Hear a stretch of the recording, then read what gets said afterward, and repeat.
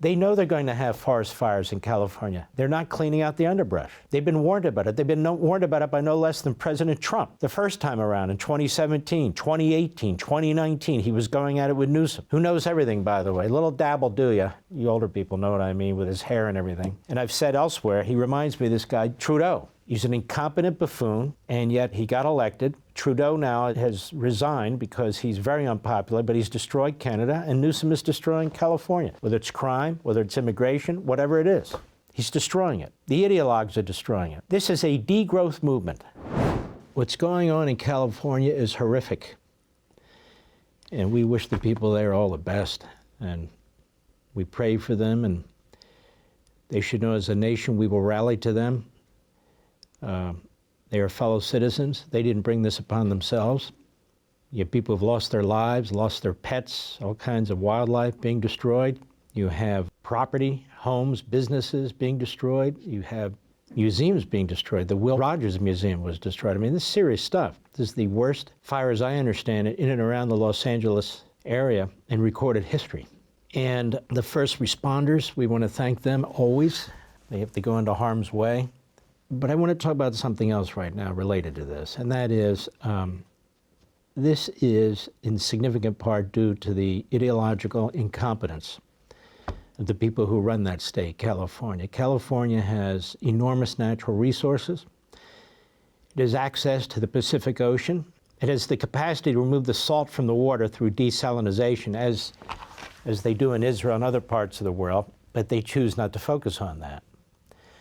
In fact, they've destroyed the regular and reliable availability of water through regulations, through environmental rules, just through stupidity, because they're ideologues. You look at electricity. Electricity is not reliable. I mean, here we are, it's 2025. Electricity was invented over 100 years ago. I mean, it wasn't invented, it was found over 100 years ago, even more than that. The old story about Benjamin Franklin and the key on the kite. People even teach this anymore? I don't even know. But in any event, it's been around a long time, but not in California. You have brownouts and blackouts. You have other forms of economic dislocation because the government there is one-party rule. It is a radical government.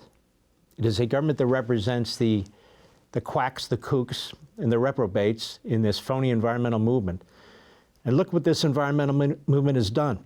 The air pollution, the water pollution, the destitution, the death of animals, the destruction of plant life, the destruction of human life, probably for many of them on the bottom of the totem pole, has been enormous. It's unprecedented because in part of their policies, I'm not saying that you can stop nature. I never said that. I would never say that.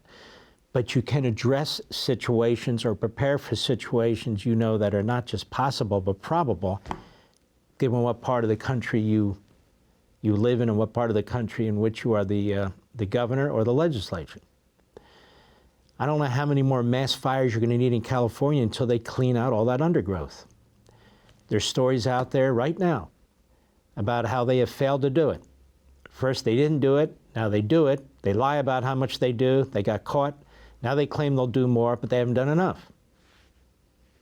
When it comes to water, they've sabotaged themselves through a lot of give and take on politics with respect to the water. Does the water go to the farmers? Does the water go to the metropolitan areas? And the attack on the dike systems there and so forth and so on. It's terrible, terrible. And so here is the state that had really the most resources, certainly diversity of resources, beautiful state. Look what they've turned it into. A disaster, a third world disaster. It's because they rule by ideology. Ideology doesn't get things done. If I tell you to build a house and you're ideological about it, well, what kind of house are you going to build me? You want competent people. You want people who know what they're doing, and they need to do the things that they're supposed to do. We don't have any of that in the government of California right now. People need to be held to account. So they put the hoses on the hydrants and there's no water. They come up with every excuse in the book. Well, we're not used to this and the pressure's not there. Excuse me. Nobody's used to this. They prepare for it. I will give you an example. Florida. Nobody's used to hurricanes. but you need to prepare for them. And you have a government in Florida that prepares for them. People die, the damage is horrendous, but you're able to some extent ameliorate it, so it isn't the catastrophe that it might otherwise be. In other words, worse. They know they're going to have forest fires in California. They're not cleaning out the underbrush. They've been warned about it. They've been warned about it by no less than President Trump. The first time around in 2017, 2018, 2019, he was going at it with Newsom, who knows everything, by the way. Little dabble, do ya? You older people know what I mean, with his hair and everything. And I've said elsewhere, he reminds me of this guy, Trudeau. He's an incompetent buffoon, and yet he got elected. Trudeau now has resigned because he's very unpopular, but he's destroyed Canada, and Newsom is destroying California. Whether it's crime, whether it's immigration, whatever it is, he's destroying it. The ideologues are destroying it. This is a degrowth movement. I've written about it in American Marxism. I wrote about it in Liberty and Tyranny. It's not an environmental movement. That's an excuse. It's a degrowth movement. And that's why they want to limit the amount of electricity, the amount of water, the amount of the necessities that you need to survive, so people leave, or they control people. They're power hungry. Okay, you are using too much energy. You are using too much water. You can't water your lawn. You can only buy gasoline on even days. You can only buy it on odd days. And then you have this effort to force people to live in tighter and tighter quarters, to increase the density. This is going on now. It's all hands in the Biden regime on this issue, including HUD, which is making it more difficult for localities to approve single-family homes at the zoning level, the local level. They want people compacted into these tight apartments and condos. They want you to use public transportation, which they will not protect you on. It's dangerous as hell. They want to get you out of the automobile. This whole push for electrical vehicles, this is really a push to what I'll coin as demobilization, to make it really impossible for you to travel or travel at any length for any length of time. They don't have the charging stations. The electrical grid could never handle everybody with electric vehicles.